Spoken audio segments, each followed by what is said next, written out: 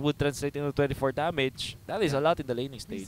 Yeah, especially ngayon na, I mean, every single last hit counts. Lalo na, di ba, again, we're in the new patch.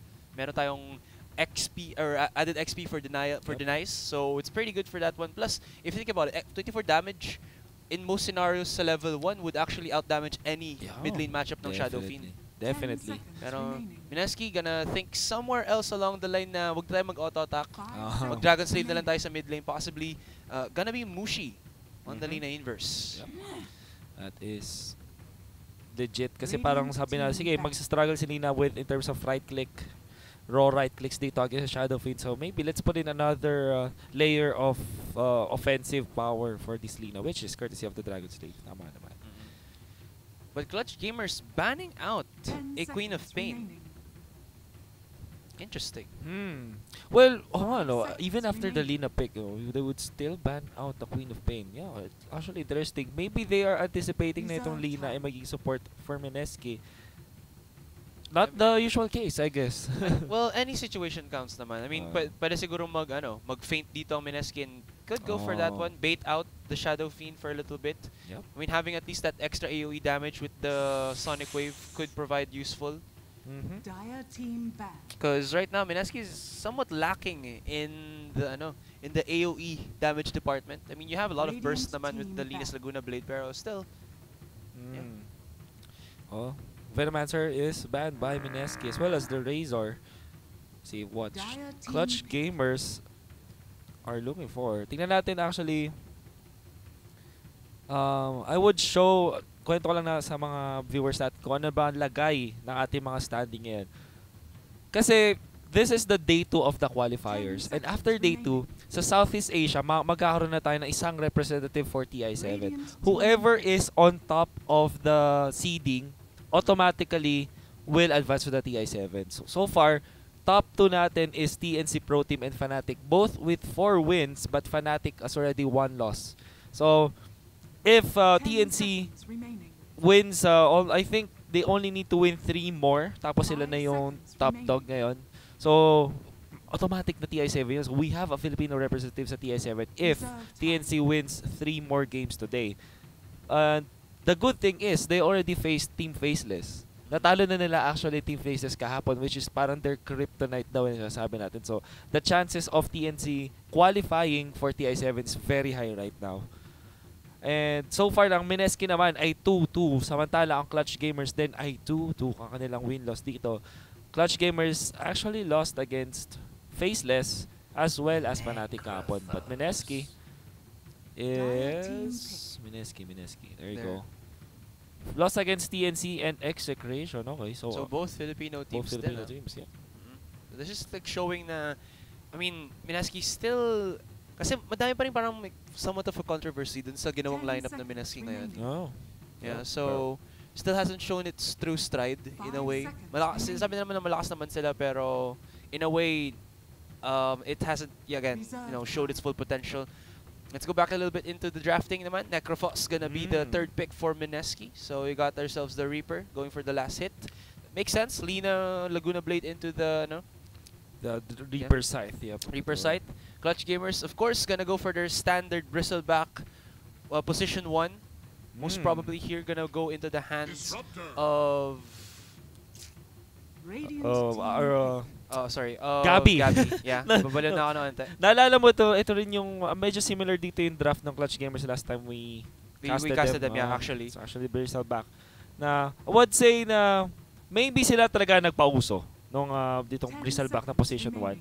Kasi yun nga, Manila Masters Filipino qualifiers yun, and everybody parang looked at Bristleback as a potentially a meta hero noong time na yun dahil siya ginamit ng Clutch Gamers. Tapos, ang kagandahan pa nun, after nung patch is 7.06, nagkaroon ng buff dun sa Bristleback. So, talagang yung Clutch Gamers, they should have, theoretically speaking, parang sila dapat yung nanggahari sa meta yun sa Southeast Asia noong 7.060. Sadly, hindi natin yung nakita nung Manila Masters, but maybe they have something in the bag right now. Yeah, I like this from Mineski. They're going again for the Witch Doctor, so,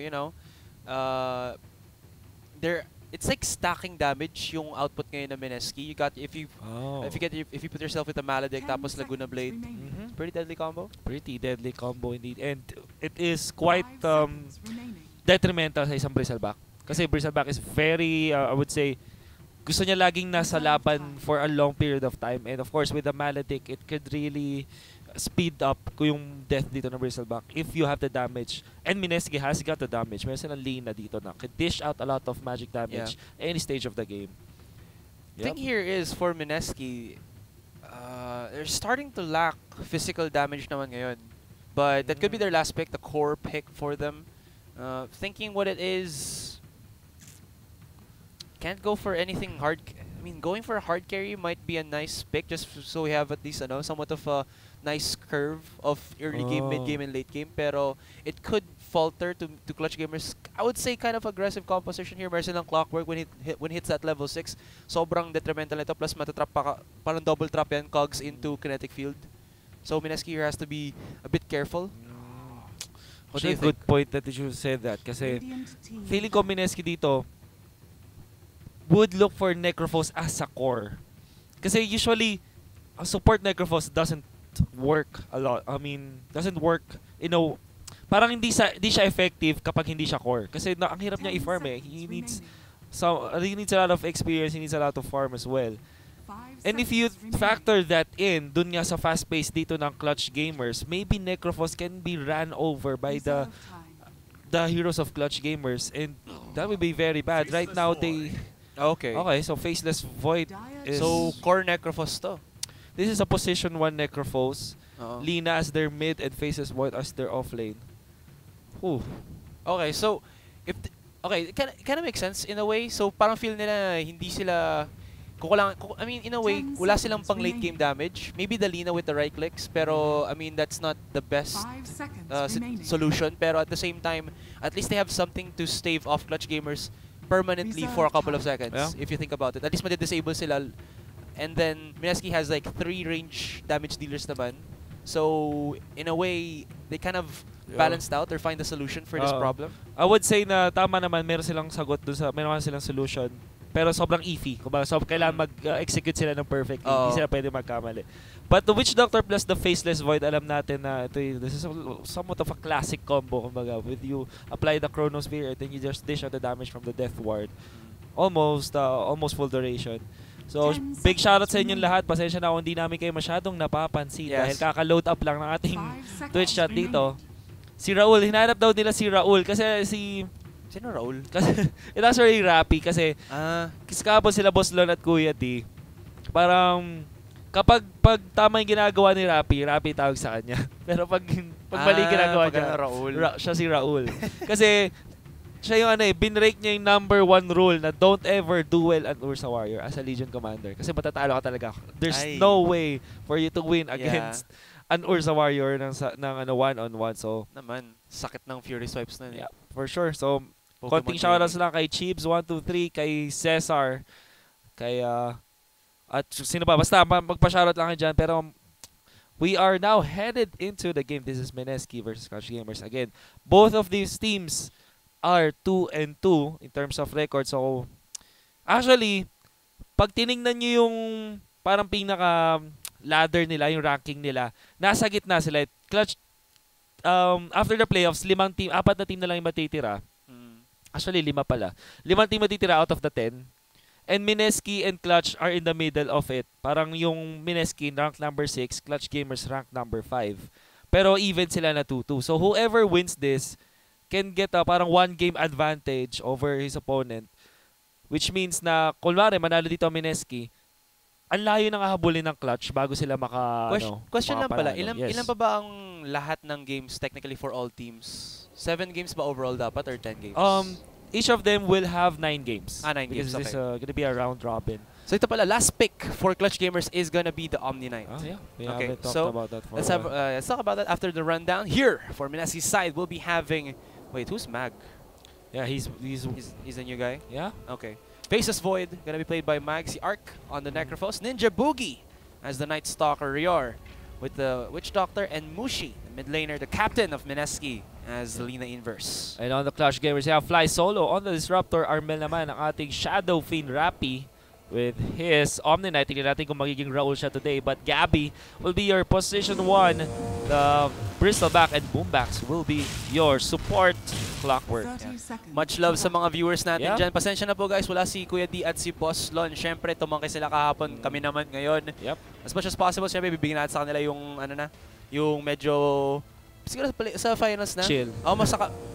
Saka pero mamaya dadating daw. sila mamaya. Don't worry. Don't worry. Sila mag-ano sa amin, kasi naka-shifts kami ngayon. Grabe na dito na nahuli nila dito. The cask will bounce just once, but the damage will be there. They will take down the Shadow Fiend very early on. And Mushi gets the first blood in a possible triple bounty route start here for Mineski. The bad thing here is though, nag-stack na rin ang Necromastery doon. Yeah, exactly. Nawala na yung souls niya. So back to 6 na siya agad dito. And Mag will actually take the bounty rune. Yung colors. So huling ano lang, round of shoutouts dito habang naglo-load pa tayo sa game. Pa-shoutout naman Kuya Wolf, hindi pa ako natutulog. Inaabangan ko ang Taksuba. Call me Jakiro Girl. Si Bebe Wolf daw at Bebe Asurita. Thanks guys. Kuya Wolf, pabati naman kami mga tanod ng barangay. Sabi ni Psycho Grid, what's up sa inyo? Mga masisipag nating tanod. Pa-shoutout naman sa GF kong malakas. Humilig dito sa tabi ko. Sabi ni Chiefs 1, 2, 3. Okay, so oh, nice. With all of the shenanigans happening all around the map, nakita natin ngayon yung Disruptor. I think that's gonna be Fly Solo on CG's side. At least providing a little bit of support for Armel as he's trying to maybe get back the Necromastery stacks to have, better last hit potential.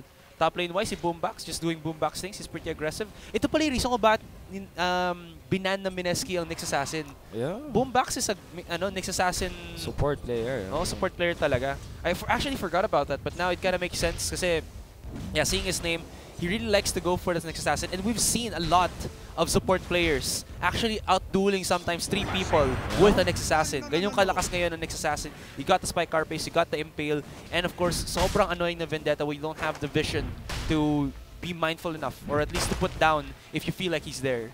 At actually, yung mga ganyang Invis heroes like the Riki as well as the Nyx Assassin, merong effect na parang, syempre, dahil magko-commit ka ng napakaraming ward, parang siya, economic damage na rin ko isipin. Parang, kasi, kunwari, yung kalaban, if you're going up against a Nyx Assassin or a Riki, you always have to invest sa mga sentry wards. That is 100 gold and it piles up Parang dahil doon, nagiging masyadong mahirap yung mga supports nyo. Kasi kailangan nila mag-allot ng maraming pera para makakuha ng sentry ward, which is quite damaging. But fortunately for Mineski, they banned out the Nyx Assassin against the unless maybe you're a position 5 na doesn't really need any items. Okay ka lang maging ano ba to? The poor man of the team. Parang sacrificial lamb. Sacrificial lamb, oo.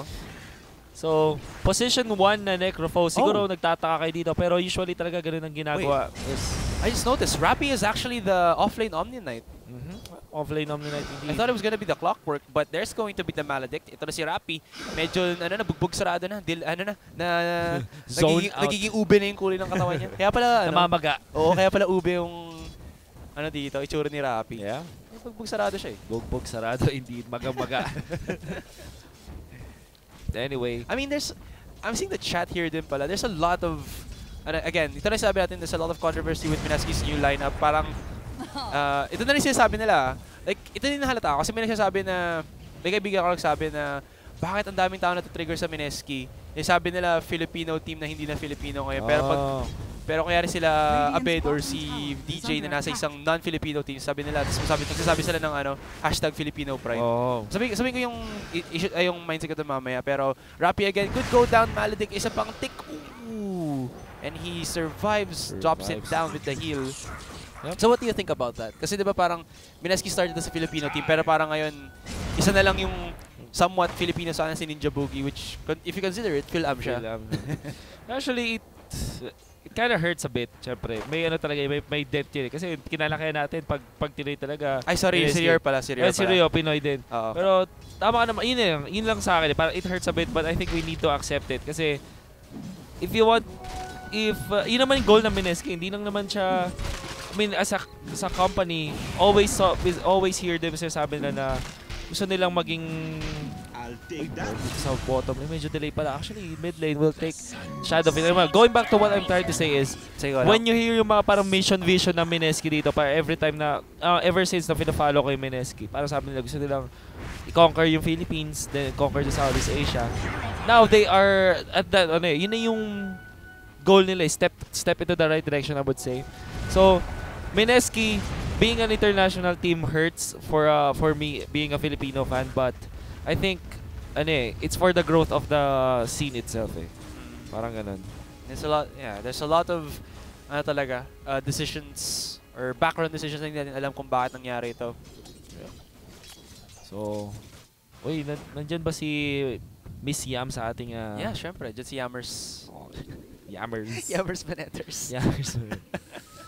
What's up, Miss Yam? Second time na namatay na pala si Armel sa mid lane. So they're really keeping this Shadow Fiend in check, not allowing the Necromastery stacks to go out of hand, which is pretty good here for the side din naman ng Mineski, because in terms of the dueling potential for Mushi or against Armel, with this in mind, hindi ang parang siguro fighting potential ni Armel right now is probably his auto attacks plus maybe dunking down races, pero hindi ganun ka-reliable siya compared sa isang Dragon Slave LSA, even Laguna Blade, which is almost all parang point and click lang. Yeah, tama dyan. Easy AoE. Both pa dyan will be caught out. Oh, he actually put in his own grave with that cogs. There you go. So, ay nako po.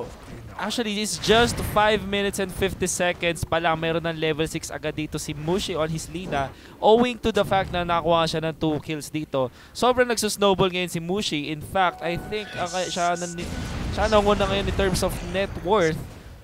And Shadow Fiend is closely there. Pero yung kasi, ang napaka-importante sa mga mid laners is always gonna be the experience.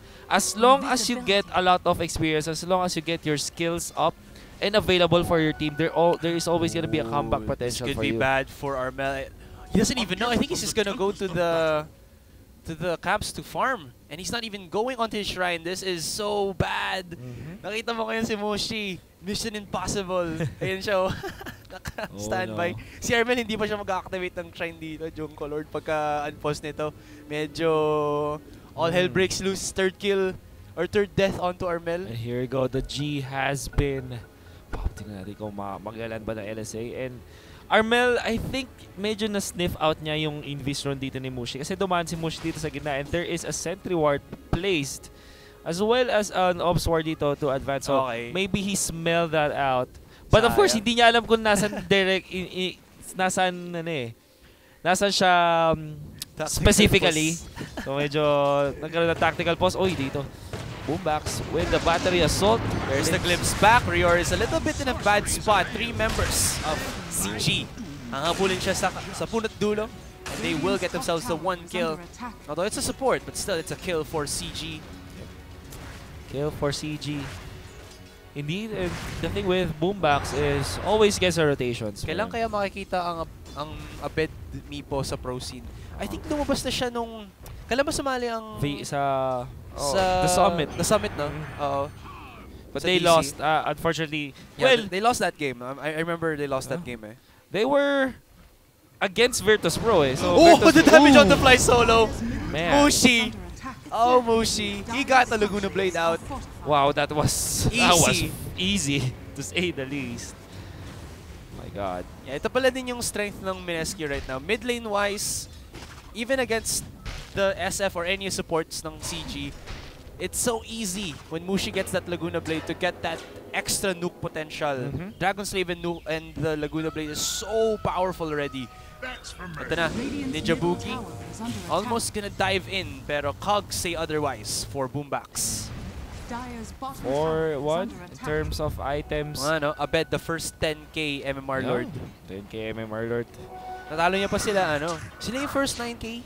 First time is Miracle. Si Miracle, no? Talo niya pa sila. Uy, grabe ganda ng Dire Scan dito. Ng Radiant Scan, I mean. They will spot out the smoke rotation from Clutch Gamers and they will smartly back away. Perfect Radiant Scan mula sa Mineski. And this is... Wow, this is very impressive for Mineski. Parang aso na The timing on that. Bigla nila nakita na walang walang tao dito sa side lanes or mid lanes, so they immediately back off. The timing. Oh, Rio will actually TP out at medyo may iwan dito sa gitna. Sa mag-isa. Against 4 heroes. 9 minutes in, nagklamp up agad ang Clutch Gamers. They want to take an objective just right now. And Necrophos, they have to get out of there. Gabby, almost is actually in the mid lane right now. He doesn't have a lot of mana, so gotta be careful. Level 8 pa lang siya, doesn't really have good items from the looks of it. Yung full HP niya is not a lot. So he really can't do too much here. Maybe just, you know, leash the creep wave. Or yeah. At least he's there to stop the trade dito. At that's how quite a win for Clutch Gamers kasi nakakuha sila ng kill dito sa bottom lane tapos hindi pa sila nag-give up na isang tower dito sa mid lane. They still have an objective advantage despite of their, I would say, poor start in the laning stage. Worth-wise, yeah, look at that. It's still gonna be Lina ang nagli-leading in terms of net worth. There are a few stacks para dito sa Clutch Gamers for this Bristleback to take. I think na in a better spot na ngayon ng Clutch Gamers as compared to what they have before. Thanks to the objectives na pwede na nakukuha nila around the map. 1k gold lead though for Mineski. I think, yeah, you're right. It actually accumulates na lang din sa Lina Inverse. Night Stalker already with the shadow, Urn of Shadows. Urn of Shadows. Yep. Ninja Buki gonna get at least one wave here. Don't know if he's gonna. No, he's not gonna level up just yet. Pero they're already trying to push him to get to into the level 6 na, so he gets the Darkness. It's gonna be a lot of, I would say, ganking potential dito for Mineski. Once you activate that, siyempre yung vision mo na tighten up. It's kind of nice since they're gonna be looking for maybe the Faceless Void to go in aggressive, activate the Chronosphere if it's a big team fight. So having that Darkness would really complement yung medyo catch-off potential or catch-off strat na meron na possibility dito ng Mineski. Tama ka dyan kasi it's always gonna be vision, very important. Paralyzing Cask will be there at nandito na si Arc and he's dealing a lot of damage. Paladin on top. Deeper Sight as well, just for extra measure. Yeah, always want to activate that. There is a TP here in the mid lane. Activates Darkness from Ninja Buki. Will they actually go deep into this one? And generally sa sidelines yung kanilang Faceless Void. Do they know? Will they care? And it looks like Mushi will start to take down this mid-tier 1. Nag-backstab na. There's going to be the glimpse back onto the Knights, onto the Faceless Void. Pero na-catch off naman dito ngayon si Armel on the Chronosphere. But still, that was enough defense from CG na hindi makakuha ito ng Mineski. Not gonna net kill, but still, they do get themselves a mid-tier 1. Ninja Boogie with the flight, able to run away from CG's aggression. The movement dito for Ninja Boogie. But I think it was the better defense as you said earlier dito. Para sa ng Clutch Gamers. They did not lose any hero and that is gonna be the Darkness dwindling off.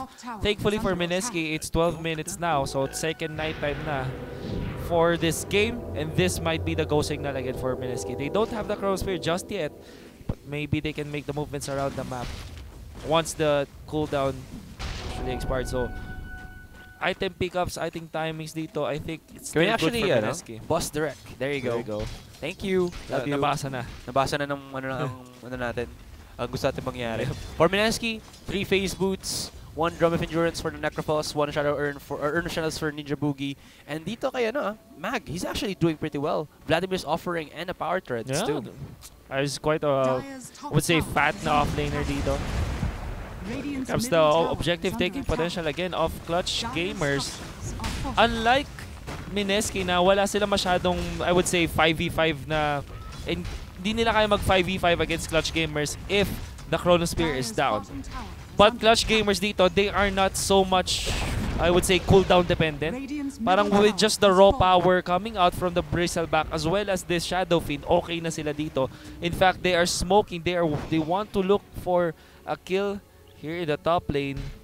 Will spot out the Faceless Void. There is the Rocket Flare. They know what's up. They do see this Faceless Void like you said. But I think Mushi's gonna be the primary man for the kill. Time walk out. There's the glimpse back. Timing from Fly Solo though. Puts down the Static Storm. Pero hindi mahuli dito si Mag. And he will be able to get away. Mushi gets a dominating streak and he's going aggressive into the backline. There's going to be at least a Maledict, pero Repel activates onto Gabby, so he'll be able to mitigate most of that damage output. And Gabby still has a lot of HP dito. Nasal go connecting onto Mushi and he should go down. There you go. 2v2 situation. Actually make that into a 4v2. Bumalik na dito si Arc. Dak-dak-dak na sila ng Reaper's Sight. And this is just going horribly wrong for CG. Gabby is still here, but Chronosphere activated by Mag. Nag-drop na ng secondary Maledict dito and he should go down. And this long, drawn-out fight has actually gone in favor of Mineski. That was so bad. Oh, wait. Is it, though? Armel is right here. He's aggressive, but... I mean, he's a Shadow Fiend who only has Ring of Aquila and Power Treads. He doesn't have the damage at all. Yeah, so in fairness, even out lang din ang gold exchange natin dito. 3-4-2. But I think that would still favor Mineski in terms of us. I would say their confidence heading to the fights. Unfortunately for Clutch, hindi nag-connect yung Static Storm dito mula dun sa Disruptor. They wanted that Faceless Void kill so badly that they committed a lot dun sa Faceless Void, pero hindi sila naging successful doon kasi ang ganda nung paralyzing cast na paggamit dito ni, I think it was Rio with the Witch Doctor. Yep. Ganda nung paralyzing cast niya. Tapos dalawa yung nahuli ng Maledict. Rarely do you see a multiple hero Maledict kasi napakaliit ng radius niya. But, you know, it secured the kill onto that clockwork and it really zoned out the rest of the Clutch gamers. So 8-3 lamang pa rin ang Mineski, mga chong. Grabe. They are slowly but surely climbing away or leading the pack here in our game between Mineski and CG. I'm kind of fearing right now for CG kasi in terms of like how they're looking at team fights, I mean just in this one team fight, it seems that their prioritization is the one man that they immediately look at. I mean, it could be Mushi sana kanina. Maybe you think they could have repositioned and might have gone for Mushi. Would have been an easier target to go up against, pero I think the threat of Mag's Chronosphere kind of offset talaga dito yung CG. Yeah, I completely agree with that. Takot sila masyado. Pasharot boss, katabi ko si GF, basta kayong dalawa nag-cast, nanonood siya kahit hindi marunong mag-Dota. Wow, thanks, Drawflick. Thanks. And now, we are actually seeing this smoke gang for Mineski. They will spot out this Disruptor. Elevate Deceptor, LSA, plus into the Laguna Blade and Armel. He looked pretty soft there. And they still have ultimates up on the crowd, on the Faceless Void as well as this Necrophobe. So they still have a fighting chance here. I mean, he's the Shadow Fiend, but once you put him into the light, yeah, you will see him through. See through him. Yeah. And with those two straight kills coming out from Mineski, they're going to be transitioning into a top tier 2 tower. It's going to be pretty good for them as they're trying to stack up a lot of advantages here in terms of objectives, in terms of the gold, and in terms of the XP as well. Taas na siguro ng XP ngayon ng Mineski. 7-6 though. Yeah, mga 2,000 na. Net worth is about 4K, yeah. Thank you, Boss Derek.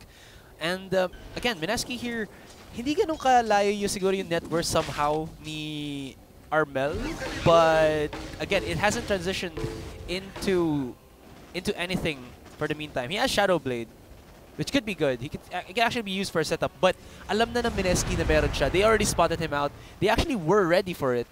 I think they had a Sentry Ward or a Dust of, yeah, they do have a Sentry Ward. Yeah, so they spotted out Armel straight off the bat, which kind of somehow mitigates yung catch-off presence na meron ang Shadow Blade for the initial buy. Kasi hindi nila alam kung kailangan makakabili ng item na to for at least Armel, but now the cat is out of the bag. And I think the positioning dito ni Rappi is quite important para sa Clutch gamers.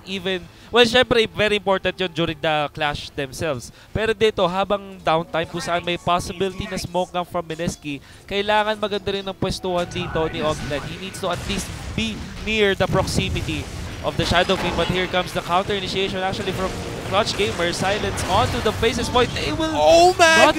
Backtrack, and he even gets out with a Chronosphere. Mamba, the ultimate Mamba out, coming away from the offlane of Mineski. That was crazy from Mag. Grabe.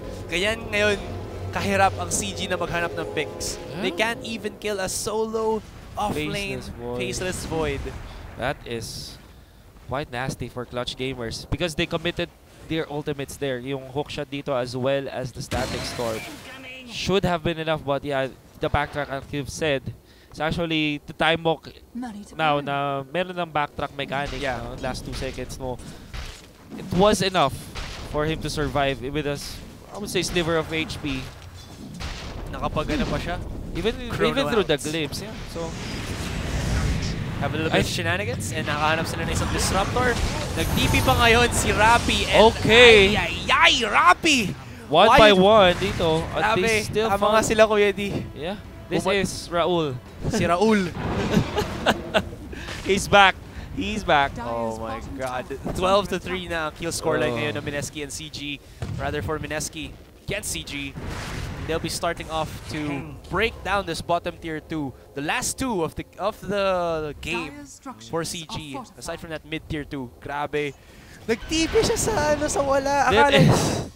I don't know. I can't get over it actually kasi alam na niyang namatay na dun yung disruptor. Bakit ba niya tinuloy yung kanyang TP? Oh. Nako po. Decisions. Nako po. I don't know. Maybe. Dito yung nangyari. Nag-TP siya. Nag-TP. And now, actually, Lina foregoing the standard, the Bloodstone pickup for the Lina. Mas inuna niya ngayon ang Shadow Blade. Pero tingin ko ito ay dahil gusto niya makakuha agad ng Silver Edge. Which is the best item against the Clutch Gamers. Dahil mayroon nga naman Bristleback dito. Every time that you can cancel off or yung break mo, yung Bristleback, he feels so alone. Of course, Necromastery and the presence of the Dark Lord is also passive na pwedeng tanggalin. Ito din pala. Like yung thing na iisipin mo rin is if you're this high in terms of the, I guess, momentum ng game, alam mo na talagang medyo bugbog sarado ng kalaban mo, you wanna go for the most offensive items you can get to even to accommodate yung advantage nyo. It kinda makes sense in a way din naman. Plus to make sure na siguro na wala ng katakas-takas dito si Gabi, which could be a threat for CG, or for Mineski rather later on. Ninja Boogie! I mean, kanina hirapan sila sa offlane, pero ngayon nahihirapan na rin sila sa support. This is not good for Clutch Gamers at all. Not good at all. Isipin mo yun, that's position 4 na hindi mo patay even with 5 heroes. And here comes the aggression from Mineski here in the mid lane. They are looking to take the tower, forcing out many TP rotations dito. They might lose the bottom lane because of this, but still, they bought enough time. So they are actually in the lead in terms of objectives right now. In terms of net worth, we have almost 7,000 in terms of gold para sa side of Mineski. They catch Armel once again. Oh no! This is a kill zone para sa Mineski. How many times has Armel died? I think like 4 or 5 already. And how many times did they die dito sa mismong shrine nila dito sa baba? Ilang beses sila nag-TP into the hands, in the waiting hands of Mineski. I think they should ward around that place na ngayon. This is their, I would say, killing pit para sa Clutch Gamers. Alam ko na kung anong shrine to eh. This is a sacrificial shrine. Sacrificial shrine, I guess. Dito sila naglalagay ng burnt offerings nila. Nag-aalay ang CG. Nag-aalay ang CG. Kunin nyo na kami. Kunin at tanggapin. Alay na ito. Oh my goodness. Oh my goodness. So, in terms of objectives, the Clutch Gamers train has ended. I mean, yeah, in a way, it's kind of short-lived. It is short-lived. Sobrang, I would say, a few months lang. That's sad. That's actually, parang heartbreaking to think about. Maybe like, what, less than 3 months, siguro? Yep. I don't know. They need a lot of, I mean, kailangan nilang gumising. Yun na lang. Tingin ko, kailangan ng mamatay si Raul at mabuhay na uli si Rappy. Yun ang first step to victory ng Clutch Gamers. Yeah. Oh. And again, this is, you gotta remember, sometimes teams don't really go to opt for the subs. Some of them, they prefer to actually just stick together lang muna since, you know, they kind of build themselves like a family in the team.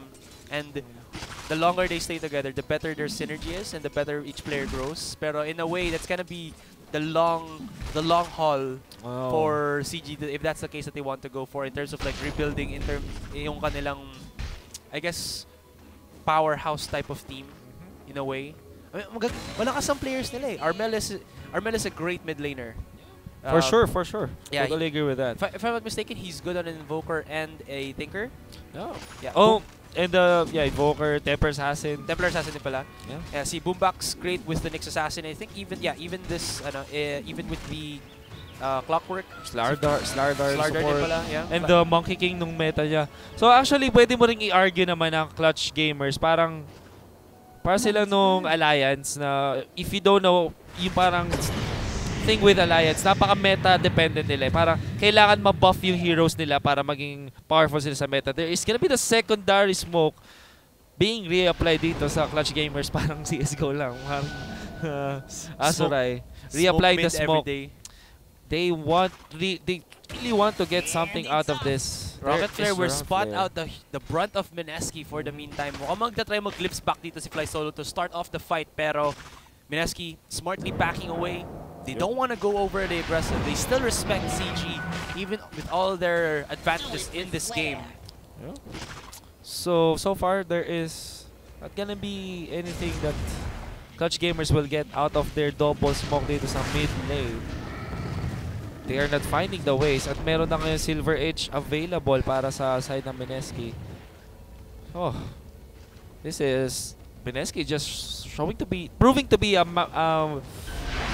parang what their lineup is promised to be. So, ang ganda ng performance kina Mineski. Good reads around the map. Solid laning phase ang pinakita nila dito. Solid rotation as well. Individual plays nandun din. So, they are reading Clutch Gamers as if they had a number all along. I think the big deal here right now for Clutch Gamers is, or rather kung bakit sobrang alam na ng Mineski or parang sobrang overpowered na Mineski against sa kanila, is if you look at it, Clutch Gamers has no other composition aside from this one.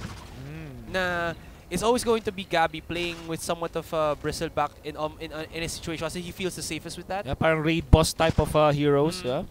Mga Sven, Lifestealer, Juggernaut. Yeah. Tagal ko na hindi nakikita si Gabby na nagpupunta sa ibang type of carries. Armel naman in the same strat. I mean, that's only part of the problem, pero in a way it's a big problem din eh kasi it makes it easy for people to counter you out.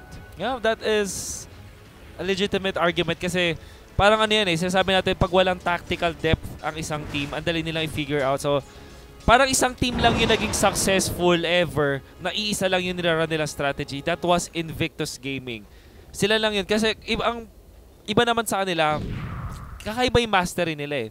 Clutch Gamers, tama kayo, parang isa lang yung lagi nilang line of thought dito na meron kang napaka-raid boss type of carry, tapos yung mid lane mo, position to mo, sila yung naging explosive as well as yung support nila. So, parang ganun yung naging ginagawa ng Clutch Gamers. That is, parang andaling i-find out. Parang kapag nalaman mo kung paano mag-rotate ang Clutch Gamers, kaya mo na silang pigilan. Parang ganun eh. Parang if you watch their games long enough, makikita mo kung paano sila mag-rotate around the map. And I think that's what Mineski did. Nalaman nila yung movements ng Clutch Gamers and they moved accordingly.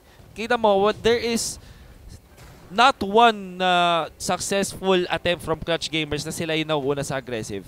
Parang yung kills nila, yung 4 kills nila dito, it is just a byproduct of a chaotic clash. Hindi siya yung proactively na hinanap dito ng Clutch Gamers.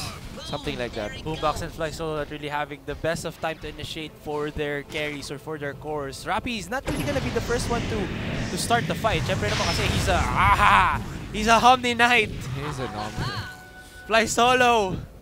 I mean, no. Don't fly solo, man. Yeah, he flew too close to the sun. Well, I think he just wanted to drop down a ward, pero that's just how fast Mineski's comp is right now. Another smoke dito for Mineski. Just a few minutes after the first one, the Radiant scan will actually not find anyone, but they might find someone here. Clutch Gamers smartly backs away. At least good positioning from Clutch Gamers. They noticed na wala yung mga heroes ng Mineski around the map and they survived. That they kept away from the gank. Yep. And now CG, every tower outside of their own base has been broken. So sobrang ano nila ngayon, wala silang, I mean, they have the rocket flare for at least the scouting, pero they don't have any more control around this map. They still have that threat of the hook shot into Cogs, maybe to follow up kinetic field, or rather static storm kinetic field combo. But still, they're actually initiating onto Armel. Jabuki is so aggressive. Look at that damage on Just Fly Solo. Oh, there's gonna be the glimpse. Glimpse And back the kinetic into Jabuki, field. but this might provoke Mineski to go aggressive. Here comes Smag. Oh. Actually gets a 2-man Chronosphere. This is huge. But the Shadow Feed. Sila tinamanan siya. Actually, just the faceless void para matakataka siya dito. Gabby as well as Armel. It is going to be at least a Shadow Blade for Mushi. A very dissected fight there. Yeah, Parang 2-for-2 fight. Yeah. So nung nakita na nung Clutch Gamers na Chronosphere, dalawa sa members nila, you know what? You don't give a damn. Yeah. Charge into the mid lane and here we go. Go for the fight. So 2-for-2 trade support for support. Nothing much happened actually. Pero sobrang laban eh. Sobrang gulo ng laban. Chronosphere catches 2 but there wasn't any follow-up. Yung Shadow Fate ultimate, isa lang actually tinamaan, yung Faceless Void lang. At sabi ko he just ran away from that kasi mas low man siya, meron naman siyang time walk. And this might be a go signal for Mineski to take the Roshan. They have to be careful kasi wala silang Chronosphere available. Still have the Reaper side though. 5k gold advantage. Gabby's gonna go aggressive. And he is targeting Ninja Buki. He has got a lot of good damage here. There's a glimpse back again to Henby. Wala talaga silang pakailang basta mag-glimpse back lang nila dito itong Night Stalker na ito. But here comes Mag into the backline, goes aggressive, does have the backtrack.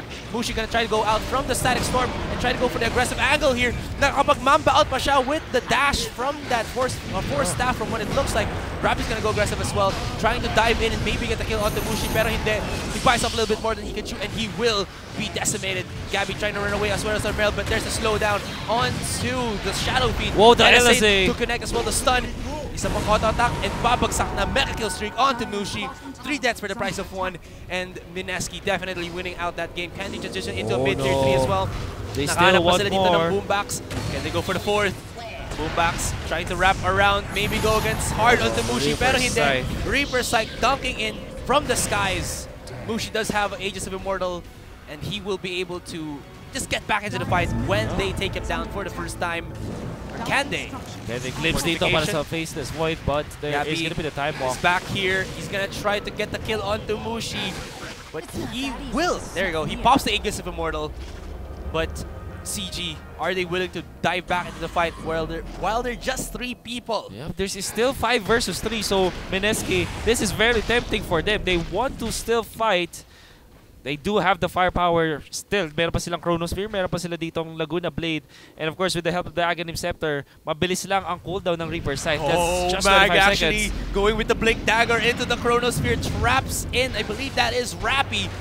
He's tanky enough to actually survive the damage. Gabby siya ng sidelines, pero tumangkin na siya ngayon. Oh no! Tumangkin na siya ng Maledict, as well as the Laguna Blade. He should not survive this, pero can he actually? Will he? Wow. Against all odds, Gabby tanks the damage and keeps Mineski back on track with the help from Rappy's heals. And Arc into the side. Makapag 4-step away naman siya dito for the meantime. We do know where he is. Daming puno dito sa kagubatan na ito. Oh no, Arc. No. Arc trying to run away, has the dagger. Solo! Let's get the glimpse. There you go, you got the glimpse back. He Not should go getting down. away, man. So 5 down on Mineski. Clutch Gamers. I think it's more about Mineski overstepping their bounds dito. Masyado silang parang naakit para sa... Parang masyado sila naakit dun sa Bristleback Hill dito or even dun sa Omni Knight. But both of them are very tanky heroes. A lot of sustain as well. Mula dun sa Omni Knight heals dito as well as the Repel. So even through the Maledict, he did not survive. There's buybacks for days here for Mineski. But are they just gonna go and give up this mid-tier? I think they still have fortification naman. So yeah, there you go. They're gonna be popping that out and try to extend the time for as much as possible. Para di sila mag-buyback, but they're still getting back into the fight as well. 4 members of Mineski now respond already here. There's the Maledict connecting onto Gabby. They will try to actually focus down this one, but I think he has a Lotus Orb as well, so they can't go aggressive, that too aggressive onto him. Darkness comes out from Ninja Boogie, but Armel from the backlines. This could be the comeback for CG, what they're looking for. The hook shot coming in from Boombacks. Knock-up, use Divinity Scepter dito kay no. Mushi. Pero hindi pa rin siya makakatakas. Teka lang muna, isang auto-attack pa. Nakapaglago na Blade Machine dito kay Boombox. But still the kill. The buyback from Mushi and Mineski are in dire straits. Isang maling clash lang sa base ng CG. And it comes back to bite them in the butt. Pero hindi pa rin natapos ang laban dito. Mineski's coming back into the fight. They bought back up. CG has done the damage, but now they've overstepped their bounds. They lose 3 people, but that was glorious. The comeback, CG with a 1K advantage. Definitely, I think Clutch Gamers are more than happy with what they have, that what they achieved dito. Dahil sabi mo nga, the objectives were there. They took down the towers as well as forcing buybacks on the side of Mineski, on Lina. That is quite an economical disadvantage dito. If we just look at the net worth graph, it is a 10K swing in terms of gold, and make that actually almost 12K favoring Clutch Gamers. They even out the game. In fact, lamang pa sila dito dahil nakakuha sila ng barracks. There is buyback available para sa Shadow Fiend, but I don't think that Mineski has a fighting chance because this Bristol back is a Bristol boss right now. The Lotus Orb. Boss, I like that. Yeah. And Gabby's going in. He's gonna try to thwart Mineski's plan to break down the barracks for as long as he can. Boombox goes aggressive, traps in Mags. But still, Gabby is doing the work. BKB activated for the Bristleback, and he is going 5v1. This is Clutch Gamers' prime right now in this fight. They've pushed back Mineski and Mineski haven't even broken a single barracks yet. While Clutch Gamers, 3 tower pa lang kanila nakapatong pa dito. Bawi sila. Yeah, I think it's more about Clutch Gamers finding the right items dito. They have the Guardian Greaves on the Omni Knight, so if ever lang na ma-silent siya dito, or well, there's a big boost in terms of sustainability from the Guardian Greaves kasi passively, meron din yung Guardian Aura na every time na mababa yung buhay mo as pag meron kang Guardian Greaves, tataas din yung armor mo for a bit and a little bit of regeneration. So, parang kahit sino yung parang kahit sino yung target dito ng Mineski na binata ay kaya mag-survive kasi with the help of the Guardian Greaves. Tapos meron pa Lotus Orb dito available for the Bristleback, and I think that is the main reason why Mineski cannot fight. Live update, guys, yung laban ng Execration and Faceless. Execration. Faceless, ha? Wow. Faceless is considered as the Seiya gatekeepers. Yeah. And how many Pinoy teams have faced them out? Fnatic and the... wait. Sorry. Tama ba? Fnatic? Nakatala sa Faceless ba? No, sorry, it was TNC. TNC, tama. Sorry. Pinoy team to like. Yeah. TNC and Execration na. So, 2 Pinoys have already gone through, ano mo masabi ito, yung butas ng Karayom. Karayom. They defeated a big hurdle there. And that will actually boost yung standing dito na Execration. Kasi they are currently 3-1. Tied sila with Team Faceless. And because of that victory, syempre sila na ngayon una. There is gonna be a scuffle in the top lane. The Chronosphere will get caught out. He actually activates the Chronosphere immediately onto the Shadow Fiend. Nagpakpak na dito ngayon ng Laguna Blade onto Boombox. But Mineski does not want to get into that fight anymore. Grabe.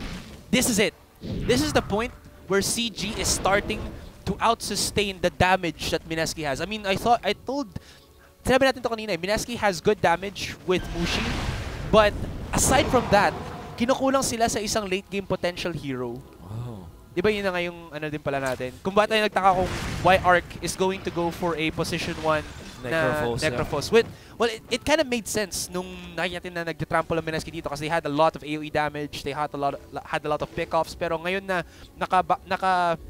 sabihin natin naka-ahon na ang Clutch Gamers, ngayon nahihirapan na Mineski.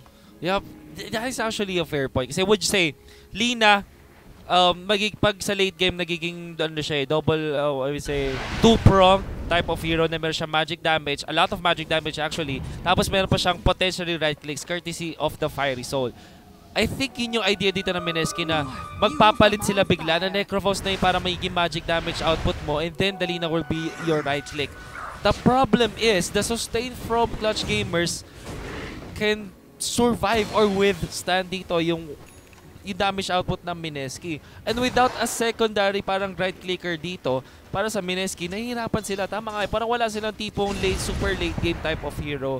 I would say maybe something like a Phantom Assassin, something like an Anti-Mage, something like a Sven, na meron lang talagang raw right clicker para dito, para makapag-dish out ng damage whenever possible. Well, syempre, Mineski had something different in mind. But now, this is the question for them. Paano nila mahahanap ngayon ang weakness ng Clutch Gamers? Because Gabby is starting to go with the 5v1 strats. I mean, not even 5v1 strats, it's 5v1, you know, balls of steel from the Clutch Gamers score. Clutch Gamers score player. Thanks to their proper itemization talaga nakakabawi din ang Clutch Gamers. Sino na ngayon? Alright. Top 1 and top 2 is... tingnan namin guys kung yung issue pala ngayon sa stream namin. We'll try to fix that. Pasensya na po if ever man nagloloko yung ano namin, yung stream. But I mean, from my perspective, parang hindi naman. Yep. Pinapanood ko rin naman siya. It seems fine. Pero yung, Tine-check ko siya ulit bigla nag-add. Yeah. Ito yung parang ano ngayon sa Twitch eh. Pagkabukas mo ng isang channel or isang stream, every refresh na gagawin mo, may biglang 15 seconds ad. My goodness. Well, support streamers. Support Okay. streamers pa rin. Sige. Ayusin namin yan guys. Ayusin namin yan. Pasensya na po. Simula pa lang po ng araw ngayon. Sige. Sabihin na po namin yan sa aming mga... we are... sa aming mga prod lords po namin guys. Salamat po sa inyong input po. We actually are addressing the issue right now. At anong nangyari dito? There you go. Offset. Okay. So, item-wise, meron na rin Aghanim Scepter up for Mag here. So that means na medyo spammable na Chronosphere as compared to before. Actually, Fly Solo ang medyo payak na pamumuhay dito. Meron lang siyang boots of speed so far. Has get a gem in the Glimmer Cape though. So no Aghanim Scepter para dito sa Fly Solo. But there's gonna be the Chronosphere. They caught off themselves a Shadow Fiend. Dinakdakan dito si Armel but he still survives! Oh my goodness, this could still be pretty good. Rappy eats a Laguna Blade. That was not the target they were meant for. Boombax goes in with the hook shot. Takes out as well the cogs. But still, nobody from Clutch Gamers is dead. Nandito na si Gabby, naghanap na siya ng laban. He's being the frontman right now for Clutch Gamers as he is trying to body block for his entire team. Kinetic field right there into the sides. Mag goes in through the field and shuts down Fly Solo. And with that pickoff coming in from Mineski, CG have to back away. Walang buyback ngayon si Fly Solo. So this could be a free rush for Mineski. But they do have the hook shot. No, that's not available for 21 seconds. No Requiem of Souls as well. No Guardian Angel din dito. Only Gabby has, I would say, legit fighting chance dito against the heroes of Mineski. Arc with a smart maneuver then using the Force Staff to get out of the fight. But Gabby is unfazed. He wants the Witch Doctor, but the Witch Doctor go to the low ground. And naku po, Chronosphere catching two.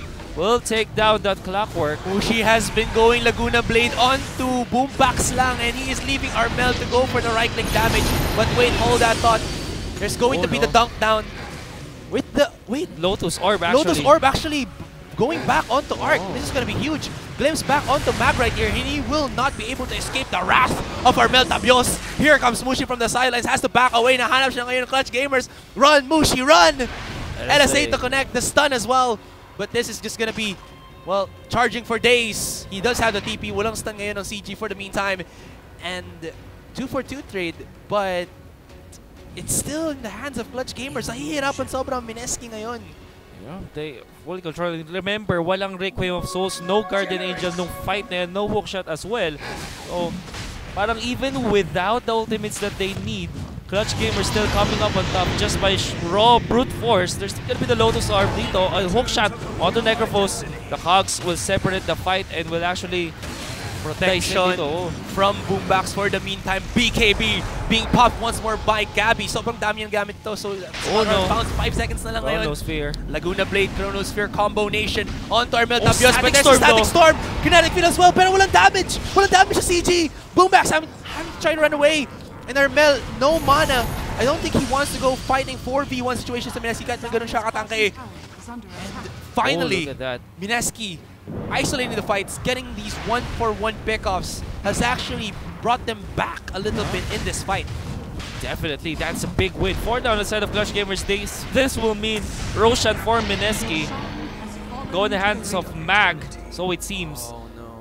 And meron ng Bloodstone dito si Lina. After that, 17 charges. He is primed and ready. And Mushi is leading the charge here in the mid lane. They are pinging na sabi, oy, shrine muna dito. Pero sabi ni Mushi, no, let's go for the bigger objectives. This might be too over-ambitious for Mineski. They want to get the job done. Maybe take a tier 3 tower here in the bottom lane while dead pa dito si Shadow Fiend. There's gonna be the buyback though. They forced out the buyback from Clutch Gamers. They had to force their hand, or Clutch Gamers had to go for the buyback unless gusto nilang masira lahat ng barracks nila, which they so hardly, or they so worked hard for to be able to defend kanina pa. Shrine. May Pinoy pa daw ba sa Mineski? Yes, si Rio. Rio at si, well, si Ninja Boogie. As foretold. If, you know. Oh, okay. So, Shrine will be taking down both of them for side of Clutch Gamers. One Shrine still available for Mineski. This is... That fight was not what Clutch Gamers wanted. They wanted Gabby to be always in the front line, pero Mineski, they dissected that fight perfectly and found the targets that they needed one after the other. Not one or like all at the same time, pero consecutively, that it was enough. Parang tama yung order dito ng Mineski na ginawa. That is, I think, a very smart move from them. Parang nag-create muna sila ng konting chaos dito and then look for the valuable targets. They found na yung si Shadow Fiend medyo mag-isa dito papunta dun sa heading into the right side.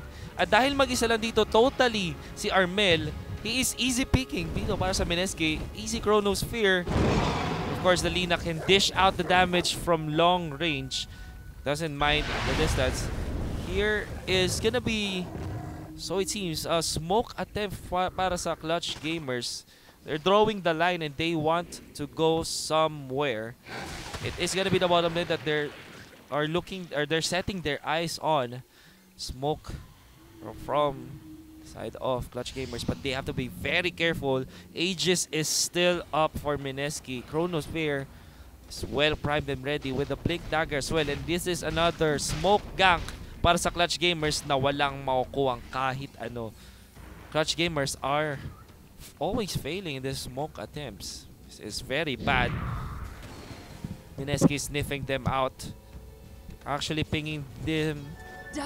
Three members of the Clutch Gamers here at the right side of the map, but they will not force any issue. They still have the Aegis. So.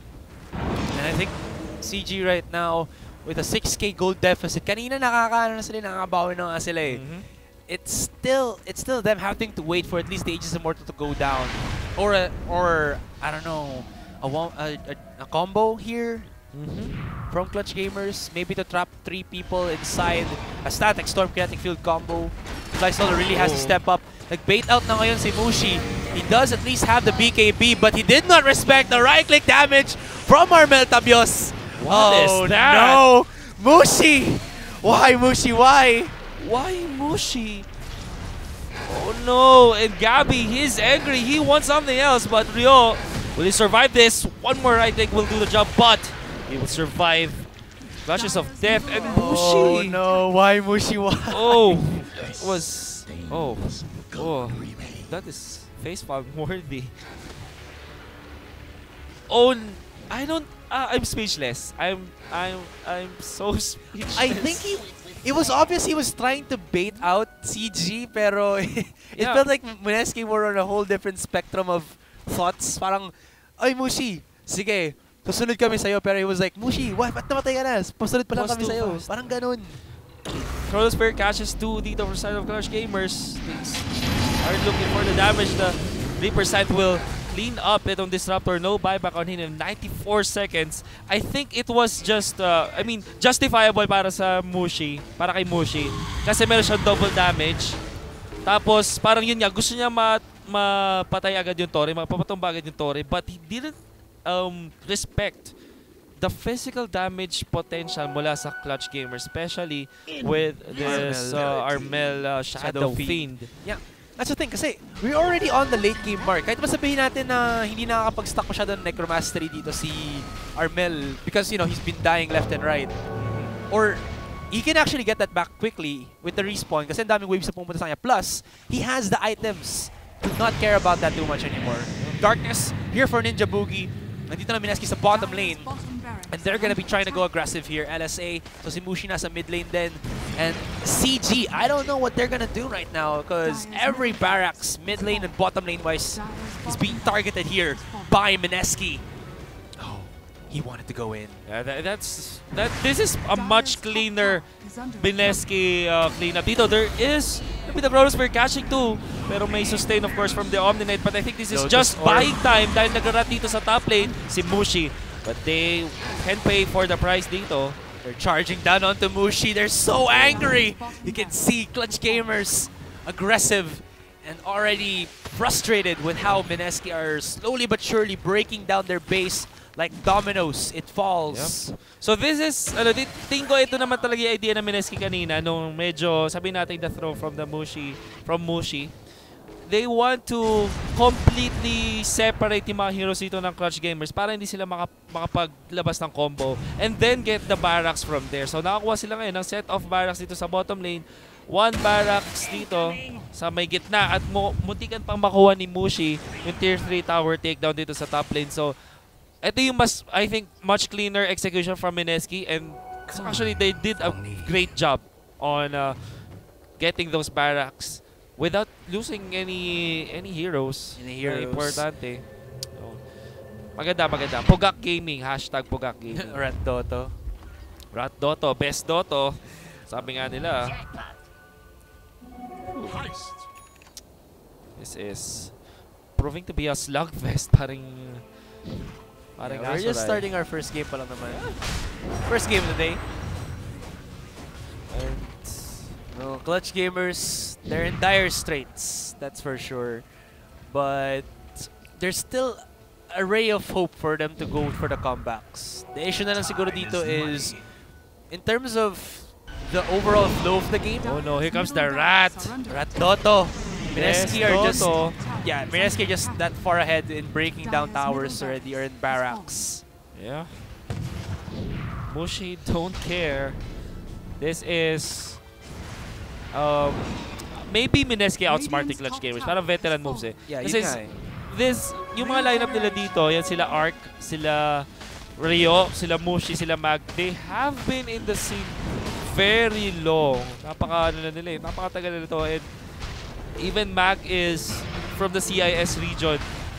Isa na rin sa pinaka parang veterano dito. They're showing a masterclass on how to end a game against Clutch Gamers na relatively mga bata pa parang Asuray. So, this is, I would say, parang, ito yung naglalak yung Clutch Gamers. Sabi ko natin kanina, pag-usapan natin, wala silang parang tactical depth.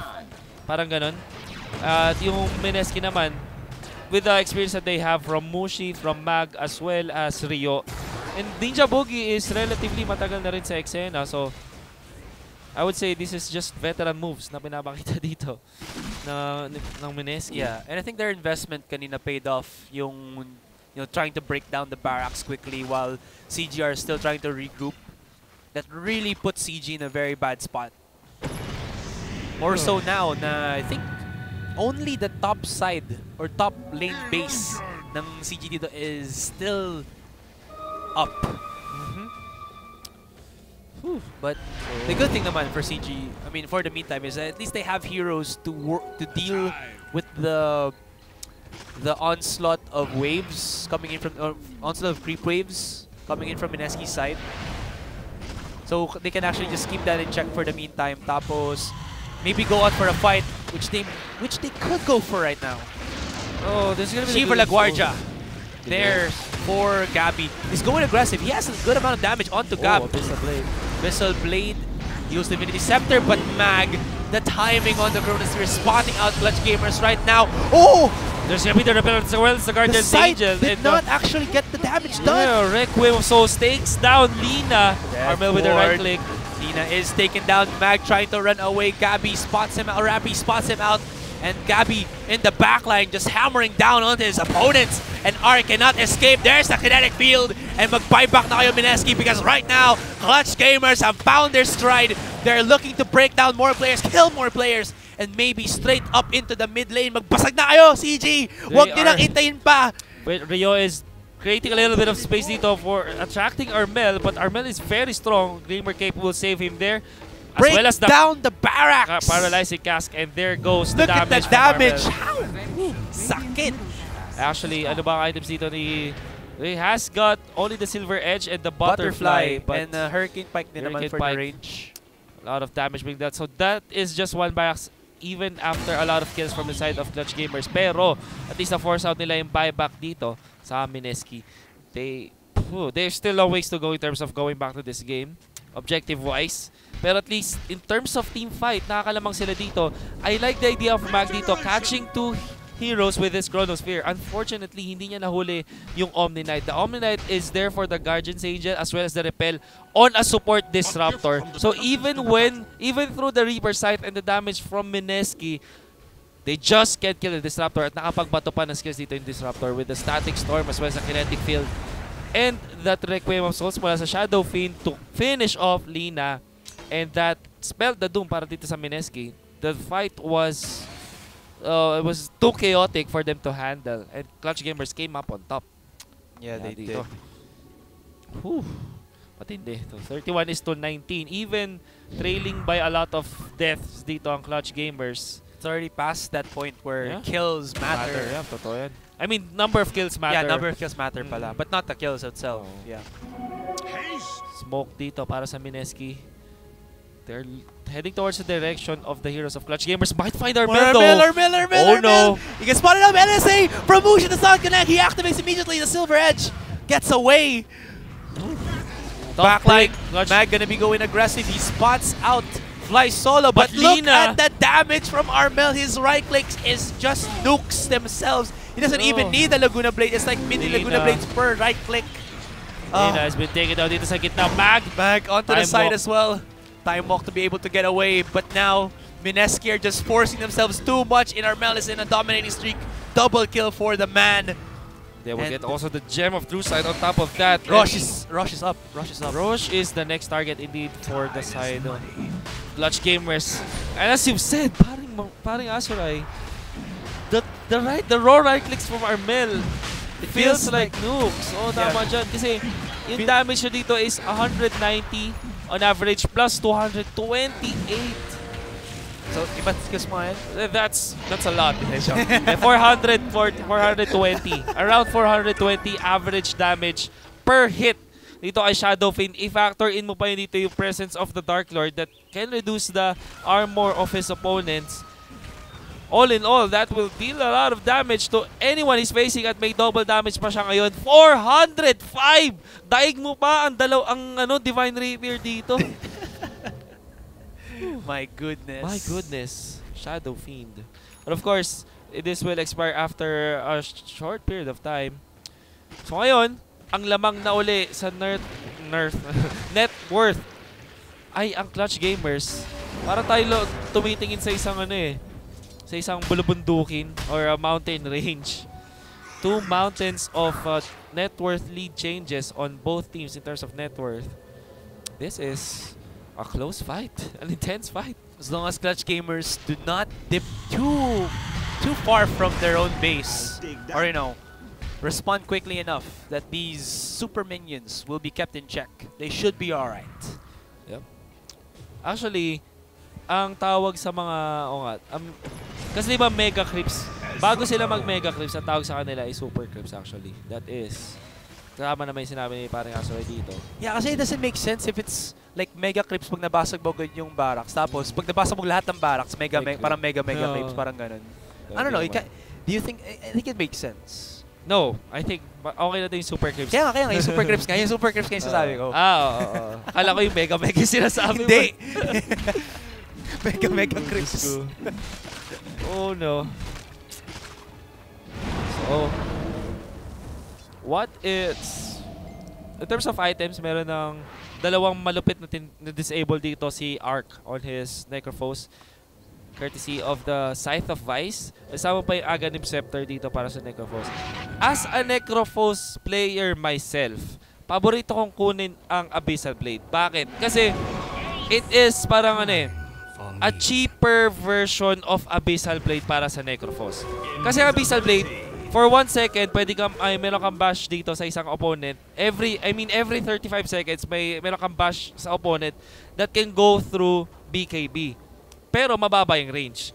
Yung Necrophos dito, pag yung ulti niya ay merong Aghanim Scepter, every 25 seconds meron siyang stun that can go through BKB for 1 second. Idagdag mo pa yung potentially na damage output nun. So, para siyang 4,200 gold Abyssal Blade na mas maganda pa. And maybe that could help Mineski right now, pero... Are you talking about Sign of Vice? No. The Aghanim Scepter kasi Okay. the buff on his ultimate. Sorry, nabaliw ako na onto that. Yeah, kasi parang Aghanim Scepter naka-disable. Oh, it is the added effect dito. At mukhang Clutch Gamers, they are foregoing their top lane. This is only a best of 1. Oh no, so base race dito para sa Clutch Gamers. Let's go. Who's going to be the faster team? I think it's going to be Clutch Gamers. They have Armel. The right-click nukes from the Shadow Fiend. Look at that. He's breaking down the ancient towers. Mineski, where are you? You got to go for the fights. Maledict activated onto Armel. No damage whatsoever. There's going to be Mag in the backline activating the Chronosphere onto one target for the meantime. Dakdak dito kay Fly Solo. But still the cores of CG are still alive. Armel looking for the fights. They're trying to break down Boombacks, but Gabby. Guardian Angel coming out from Rappy. Mag is not dealing the damage. Oh wait, Armel on this. But he has got the Aegis. He got the Aegis. He's going back to the fight. Gabby still has full HP as well. He's trying to go for the nasal aggressive positions. They're choking him down. Armel just going break down that Ancient. Go for it, man. Go for it. Right clicks attack from left and right. But still CG are still here. Here comes Arc. He gets the Hex as well as the Riverside. Pero mabubuhay pa dito si Rappy. Rappy trying to run away. There's the Repel. They're trying to get catch. Two-man Chronosphere coming in from Mag. He traps in the cores of CG. Gabby trying to run away. He's pretty damn tanky for the meantime. Si Rappy dito nakita nila ngayon. He's trying to reposition their damage, their aggression. And they have brought down 3-4 people from the side of CG. Gabby's trying to run away. There's the Lotus Orb. Pero he's surrounded by 4 heroes dito. He's just trying to go in man mode kamikaze. Oh no. And actually that was a delayed team wipe for Mineski. Wow. But CG have buyback for days. They have 4 buybacks now, but that is this will be a very expensive defense. Mineski look to be parang lost sila dito dahil nag-iisip si Mushi, kukunin ko ba yung tier 3 tower, kukunin ko ba yung barracks dito sa top lane, or magde-defend ba ako? I think the decision was there to defend. It was really good. I think they kited dito si Gabby kasi Gabby is a melee right-clicker. Tapos na-control din nila dito si Mushi with their disables. Ang dami kasi ng disable na Mineski dito. So, sobrang na-kite lang yung heroes ng Clutch Gamers kaya hindi sila nakakuha ng kill dito. Samantala, yung Mineski, ang ganda nung in and out of the fight nila dito with the Blink Daggers as well as the Time Walk para sa Faces Point. LSA will not connect actually against this Boombox misses out the hook shot and dadakdakan na naman siya dito nila Mushi as well as Arc. Oh no. And CG, Gabby has had enough. He's chasing down onto Mag, activates the Lotus Orb. There's a buyback at least for Boombox. Doesn't have the ultimate again just yet, so maybe gonna wait for a little bit more here as CG desperately try to keep Mineski away from their base, away from this ancient, or rather from this dire throne. Very intense parang Kasuray. Clutch Gamer still has a fighting chance dito. One mistake. But one mistake indeed can spell the doom for any of these teams. Although mas maliit ang room for error ng Clutch Gamers because they committed a lot of buybacks for this defense. But Mineski, they steal away itong box to. I think Mushi wants to and he will take down the barracks. Pero hindi nakapag-live dito of fortification ng Clutch Gamers and the barracks will survive with a sliver of HP and buyback has been committed for this Clockwork. So, in terms of buybacks, totally not available for side of Clutch Gamers. Samantala naman, ang side ng Mineski dito ay meron lahat. Tama ba? Meron lahat. Oh, meron nga lahat. It's actually the Disruptor pala na may buyback. They trapped in Mushi. He's inside the kinetic field. The BKB will not save you. The right-click attack damage coming in from Armel. There you go. They have it. He does at least have the buyback. But this provides a lot of pressure, a lot of alleviated pressure coming in from CG, and they can maybe just dive into the mid. Yep. Will they? A big sigh of relief dito para sa Clutch Gamers getting the kill onto Mushi. Good timing though for the kinetic field coming out from Fly Solo. And a very good cogs din connection para sa Clutch Gamers. So at least, yeah, it is sigh of relief para sa Clutch Gamers. At least they can farm out or maybe wait out yung kanilang cooldown timings dito para sa kanilang buyback. 5 minutes, although 6 minutes pa rin dito para sa most ng heroes ng Clutch Gamers. That's quite a lot. Shadowfiend actually opting to go for the Bloodthorn. Seems like Solo finds Arc somewhere dito sa may top lane. He lives, but the Hex will be there for Arc for him to survive, and he will blink out of the situation. He's trying to keep Arc in check for so long. You saw he just wanted to blink or dagger in and put down a kinetic field. Oh no. Refresher or para sa Faceless Void dito. So bukod sa mababa na ang cooldown niya with the Aghanim Scepter, meron pa siyang added bonus na pwede niya gamitin twice sa isang fight. Ang Chronosphere. And I really like the idea of Mineski dito. They have a lot of ways to punch through the BKBs ng Clutch Gamers kasi meron sila nga naman ditong ultimate para sa Necrophos. Can lock down a hero even through Magic Immunity. Meron pa silang Chronosphere available para mas marami pa silang ways. Darkness na may paglaban. comes out from Ninja Boogie. Whew. And this will at least blot out the vision of Clutch Gamers heavily as they are, again, confined in their base. Yeah, the Darkness is quite instrumental din sa dahilan kung bakit nanalo din ang Mineski, because with the lack of vision for Clutch Gamers, I mean with the reduced vision pala, hindi naman lack of vision, hindi rin makalaban yung mga melee heroes dito ng Clutch Gamers. The majority of their cores are melee, but the Shadow Fiend of course is ranged. Pero without the vision, with the reduced vision, they cannot hit perfectly dun sa mga kanilang mga The team network to baba. Grabe. Rocky Ang Road. bulubundukin. Rocky Road. Pero okay lang yan. Uy,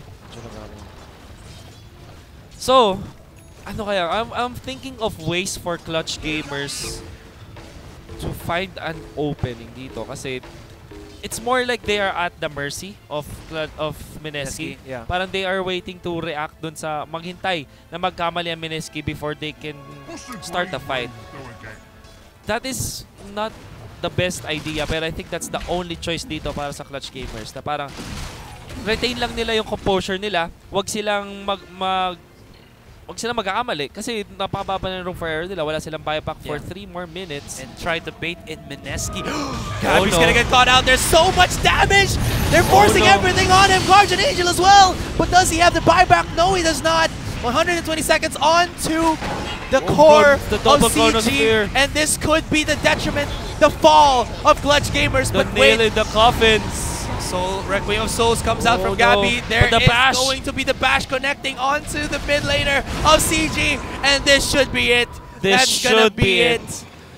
What? A minute left. For 1 versus 5 boombox against the world. No chance at all. At grabe. Again, kakasabi ko lang, as I was saying na bawal magkamali ang Clutch.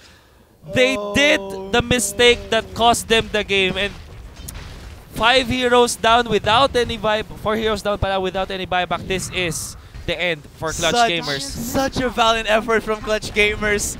Pero Gabi, or rather you have to give it to Mag for putting down. To give it to Mag. For putting down a Chronosphere na hindi pwedeng galawan ng CG. Parang sabihin natin, yes, hindi naman lahat nahuli dun sa Chronosphere na yun, pero ayaw nila magpahuli. Ayaw na nila, di kasi sila pwedeng mag-step in. Kasi yung the only way for Clutch Gamers to re-enter the fight after that Chronosphere is through the Chronosphere itself. So, technically, hindi sila pwedeng gawin yun. And then the secondary Chronosphere catches Armel. The damage was there. There wasn't any initiation of Clutch Gamers. At yung Bristleback, dahil nakaharap siya dun sa rest ng Mineski, walang effect dito. Even with the Guardian Angel, the Lotus Orb cannot save the Bristleback. And that spelled the doom for Clutch Gamers. Yeah. Wow. Kakasabi ko lang na bawal sila magkamali, but they nagkamali sila after that. Again, all the way to the smoke gang dito sa Mineski, at yun nga, the initiations from Mag. And wow, this is very good news para sa fans sa Mineski. Yeah, I think the standings. We are going to see the standings dahil nagkaroon ng matinding update dito with the Mineski victory over Clutch Gamers. So, Faceless already 3-2. Execration 4-1, beating out Team Faceless. This also means, guys, na through the standings, kasi initially, TNC Pro Team on top, second place ang Fnatic with 4-1, third place ang Team Faceless, fourth ang Execration, fifth ang Clutch, sixth ang Mineski. Again, sabi dito, kung mababasa nyo sa may lower right of your screen, second, third, until the fifth lang ang magpo-proceed sa Phase 2. At dahil nanalo ang Mineski over Clutch Gamers, sila na ngayon ang nasa top number 5. Top 6 ang Clutch Gamers. And dahil Mineski nga nanalo, even pag nagkaroon ng tiebreaker, it's always gonna favor Mineski over Clutch Gamers. So this is definitely a big win para sa side ng Mineski. At we'll see later kung ano magiging results nitong as the game progresses, as the Day progresses. I mean, ano ba sabihin natin? As the tournament progresses. Okay. But it seems like the Clutch Gamers might even not make it to phase number 2. Parang asuray. We'll see. So we'll be back after a short break. I think the next match, what is our next match nga pala? We have to ask ating direct Yeah, dito. depende sa direct natin, guys. Happy Okay, yun. So we'll be watching Happy Feet versus TNC, ladies and gentlemen. So again, this is the Internationals 2017